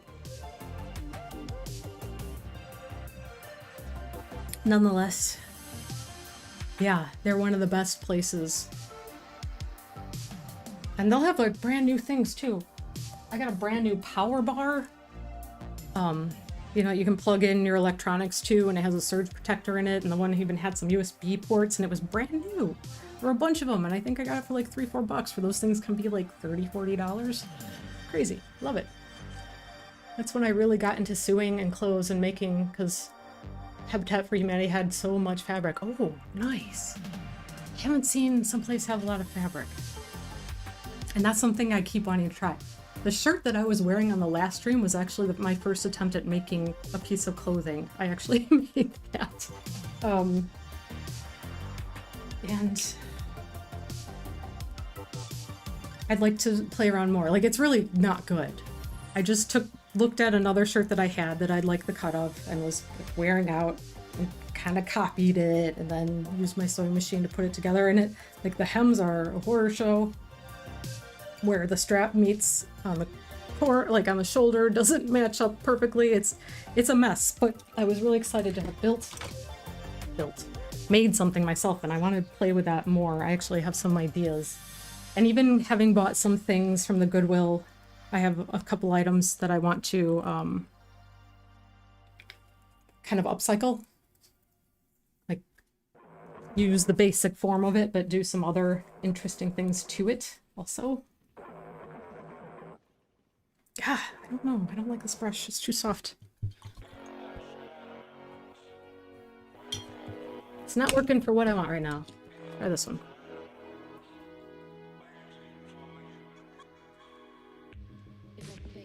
That's better. Okay.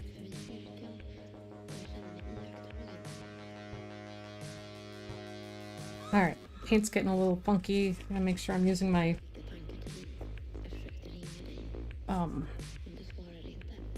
my mix in there, my low dry stuff.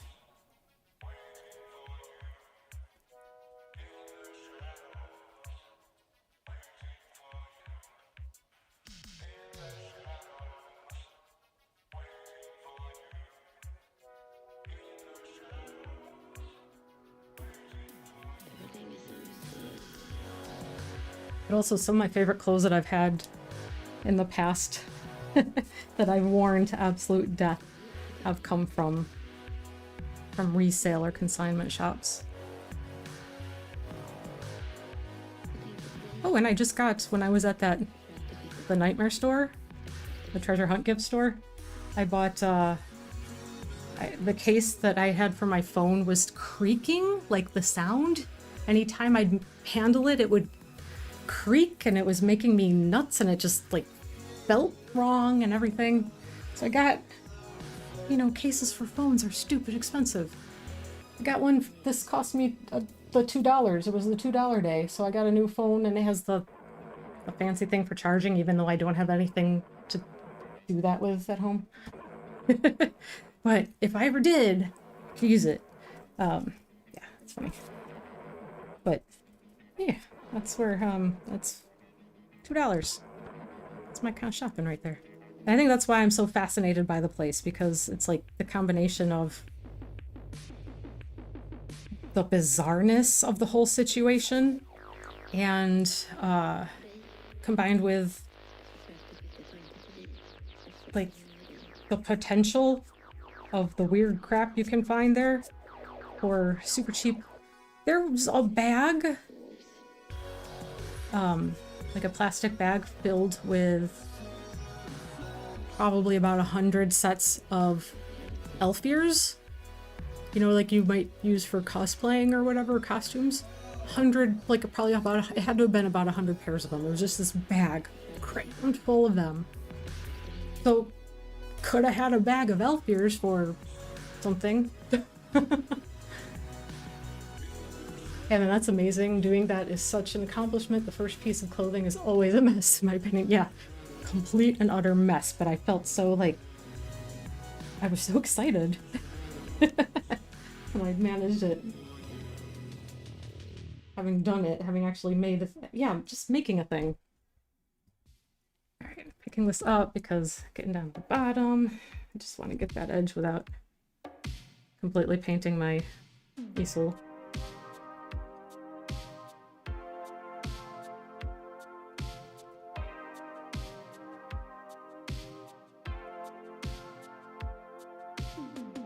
Try not to block what I'm doing either. So it is an odd position to be in, but if it works, it works.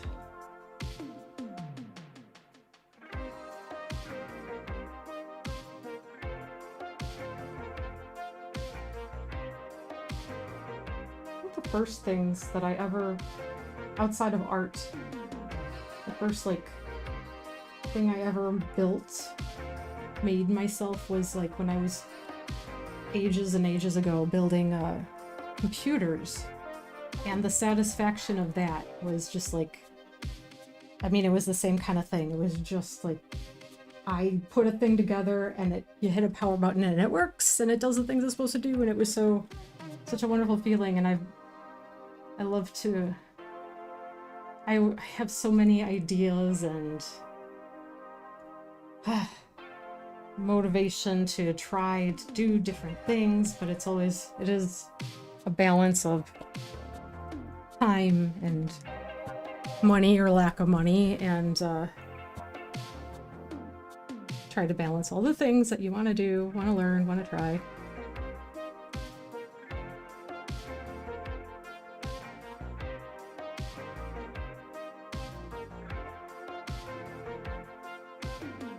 It's a fine balance for sure.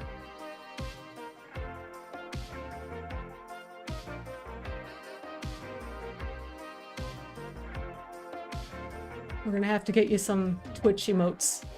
Yeah, I don't know. I mean, I still have that learning curve. I actually tried to add some stuff onto the about page. Like the whole emotes and all the extra things that can happen and you do. I probably need to watch some like how-to videos on setting all of that up, because I just have no idea. No idea. And it's not terribly intuitive. And that kind of has surprised me a little bit. Like I thought that it seems like it shouldn't be a complicated thing. And maybe it's not. Maybe I'm just not seeing the right things or looking in the right places, but right off the bat, it's just like, I don't know if does any of this work. I don't know. Whatever. I'll just show up. Figure it out later.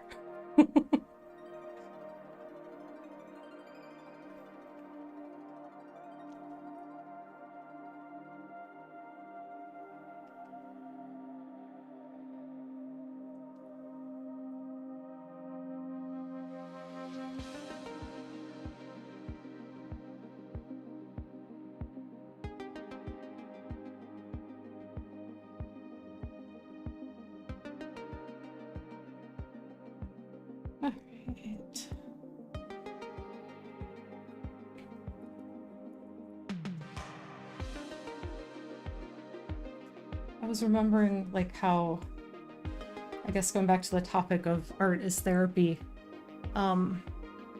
It's all good. It's 4:45 here and my brain is in mush, sorry. Oh my goodness. Oh, I don't know how you are still functioning. Yeah, it is, I know. I will keep working at figuring it all out, though. You are right, though. I will. We'll get it. I'll eventually have it. Before you know it, it'll be like, oh, all that. It's so simple. No problem.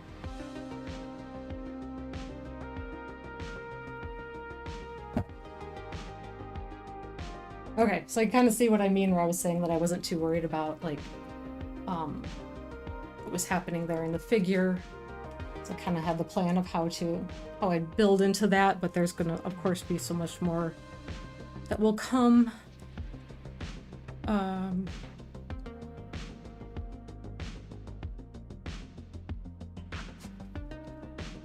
And I'm trying to also, like, well, I know that she's not done. She needs a lot more refinement. Like, having started to put some things in the background space helps see the push and the pull of my values. So I can kind of build things all together a little bit, like not entirely just like an afterthought or an after effect thing. There's a lot of chaos that happens in it all, but there's a little organization to the chaos. A little bit. I love the mix you have bottom right over here. Oh yeah, thank you. I'm surprisingly pleased with it. After an actual non-stop month, it's all finally wrapped up yesterday. I'm in massive burnout, so my sleep cycle is a mess. Well, I hope you're able to have some rest and get caught up now. Maybe through the holiday time, just have some downtime, just worry about nothing but what you need to recover. Hello, Mr. Watson. Are you here to tell me it's almost lunchtime? No, you were right.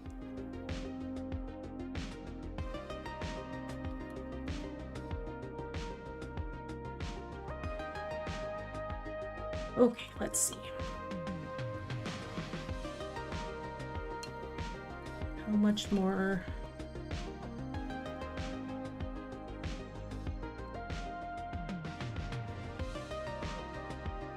I might go into some darks on the side. You know what?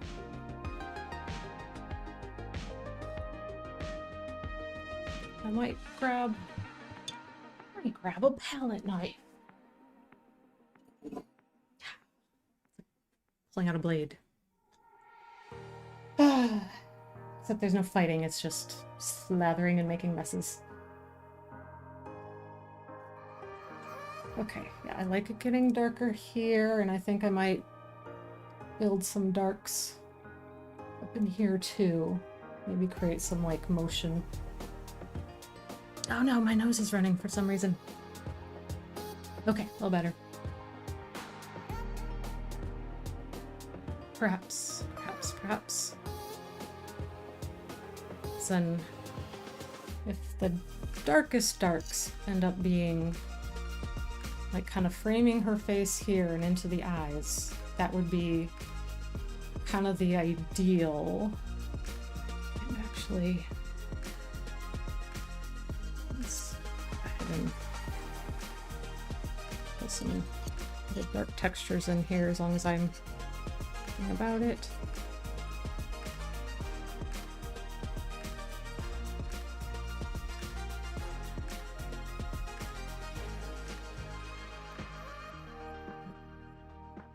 I think it often comes down to when you work in a very chaotic fashion and you're really going nuts, even if you're just like doing complete abstraction, you can use your values, the values of light, dark, and contrast to really control what anybody will see and how the experience is, like where you draw the eye.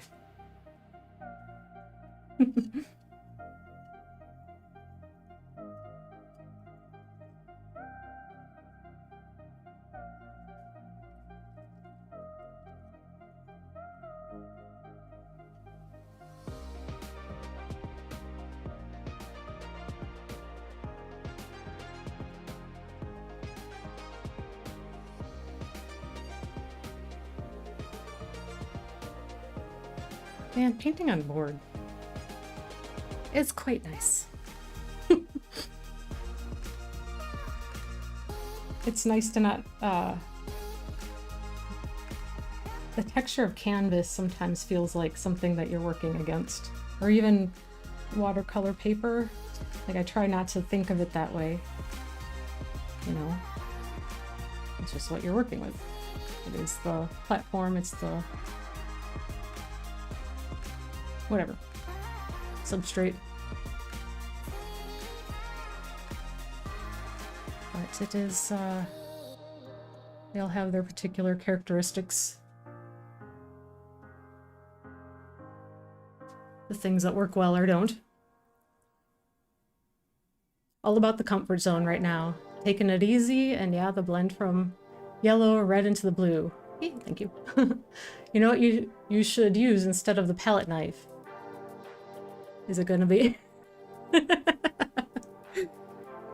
Listen, not having gloves or anything has never stopped me before from just going a little too crazy with throwing my hands and everything else I own into the mess.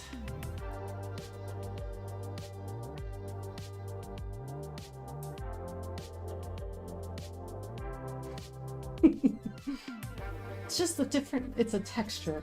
I have nothing against working with my hands. Obviously, I'm always like getting in there, but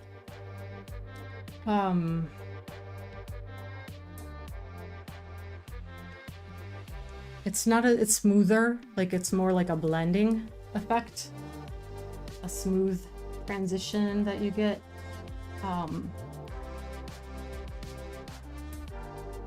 When you use your hands and the palette knife gives you like the weird rough textures that I really like too. So it's just a matter of when and where and what you need, what you're trying to achieve.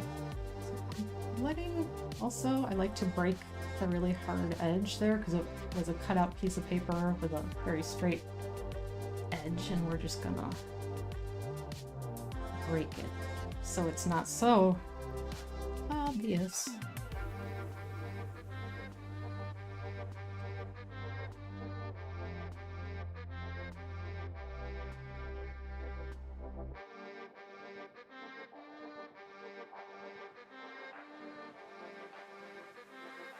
So this over here is just sort of like a base layer, or sort of blocking out where it's going to be a bit darker. I think I'm going to want to keep the shape of that heart, that half of the heart, and I might even like imply the rest of it in some way. Because right now it doesn't, like, outside of the fact that you maybe saw me cut it out, you wouldn't necessarily see that as a heart shape, but we'll build that up.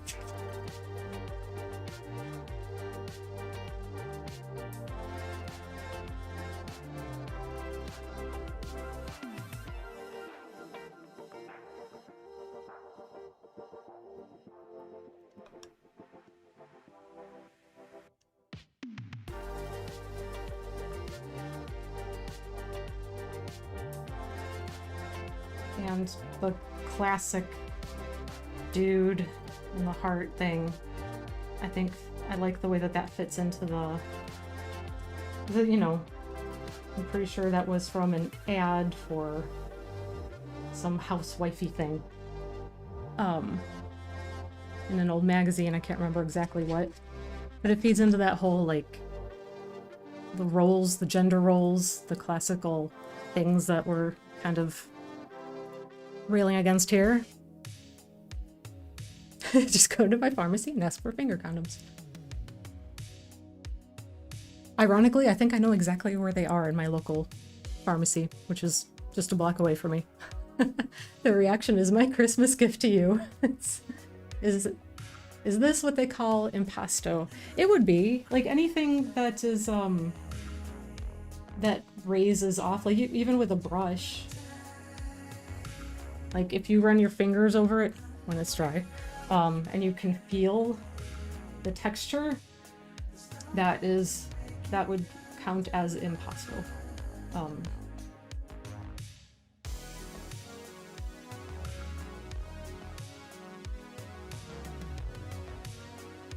It's just a word for texture, basically. Or like physical, raised up texture. Just a way to describe that.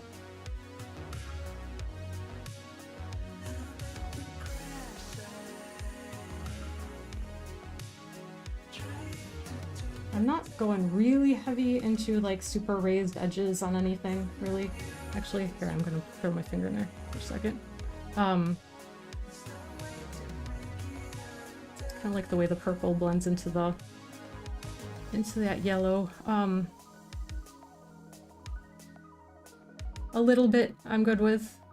Not a ton because I want to still do more additions onto this of probably some more collaged elements as well as drawing into it also. So I don't want really strong edges that would catch things. Some is okay. Some is alright.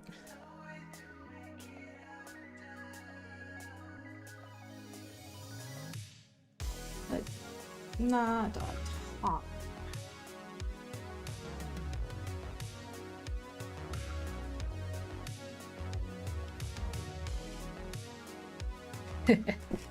It looks like wobbly and funky there where I use my hand.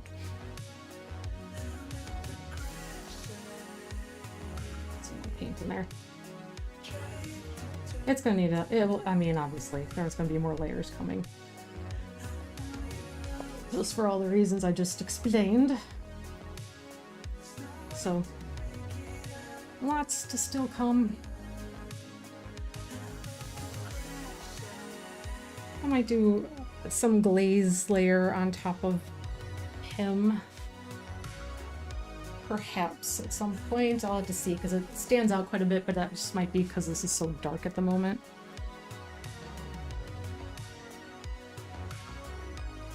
Like if I add some of the slightly lighter bits in, he might not stand out quite so much as being like a so strong of a separate item.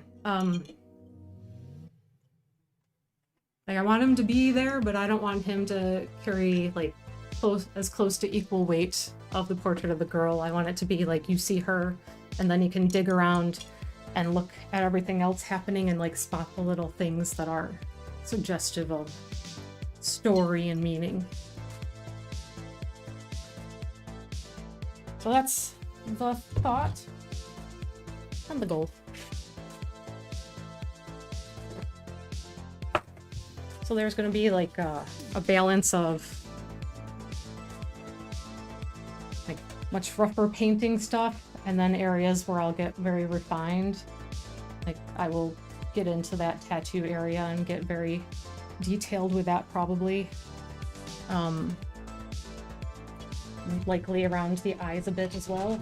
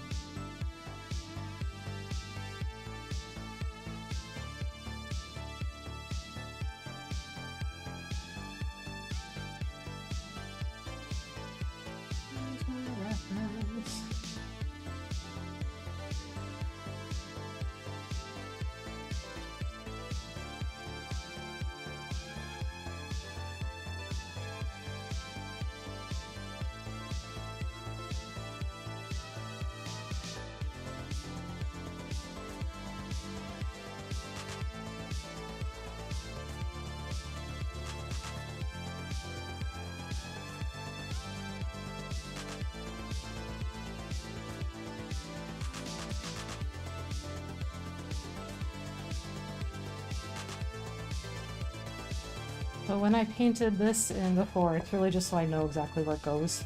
So that when I painted for skin tones, I wouldn't completely lose it by painting over it.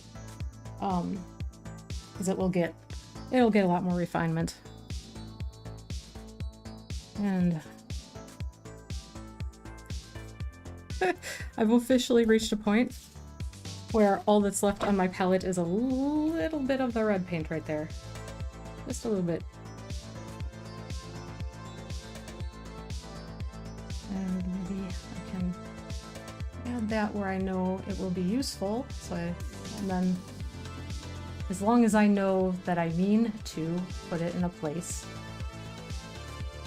I will be the person that hates to waste my materials. So if I have a paint color left on the palette, I would sometimes try to force it to go someplace where I didn't really need it or want it. So I try not to do that, but it's still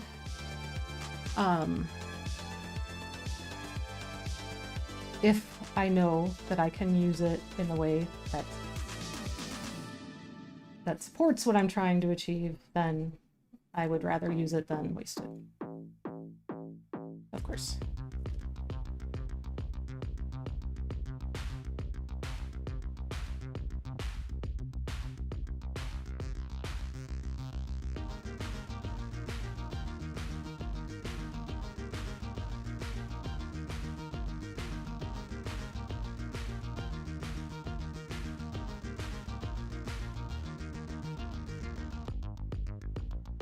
And I really don't need to be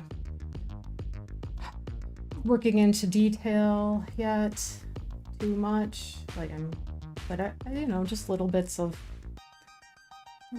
working slowly towards the ultimate goal of the painting. It's fine. So I have all the basic bits there, right? I think probably in the next stream would be, it's Monday, start getting into the refining, maybe add some more elements around her and then work on refining her character too. Oh, you gotta go. Yes, get some sleep, Scarlett. It's late. Have a great weekend. Hopefully I'll see you next week. I'm just going to use up the last of this paint that I have on my palette here.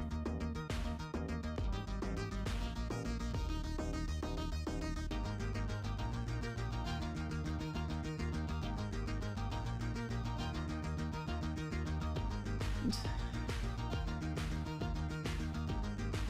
yeah. I'm almost surprised with how... I don't know. I don't know why I would think this would take longer to get to this point. Maybe it's a matter of having something planned a little bit makes a difference. Sometimes stuff takes a really long time to get together, to come together. And that's just the way the creative process works at times, which is just what it is. No right or wrong.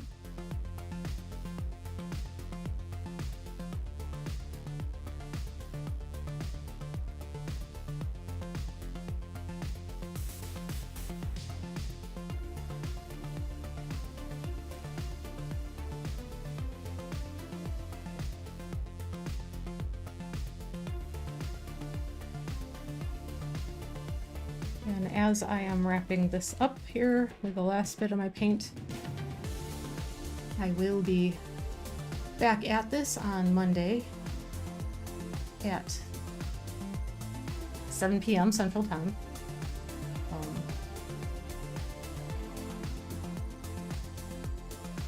So if you want to watch and see how things continue to develop with this lady and her piece and my little kind of anti-myth thing I got going on here, I hope you'll join and hang out with me in the studio. Didn't drop anything today. That's shocking. When did that happen? So, you know, win. Didn't drink any paint water.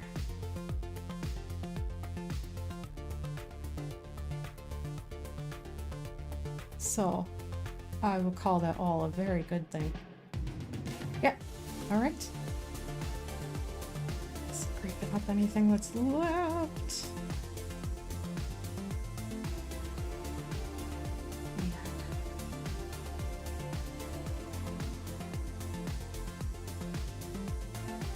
Over here too. Just kind of build up the intensity of that red color because the red in her head is fairly important. There it is. All right, y'all. And that's the stream. Thank you so much for everybody that stopped by and watched for a little bit, and hung out with me in my space for a while. And I hope I will see you. I'll see you next week. Just keep working at this twice a week, every week, making a mess and doing the creative things, painting with acrylic and some collage. So thank you so much. Everybody have a great weekend and hope you're doing some awesome creative stuff and that it all goes suitably messy and well. Have a great one. Bye.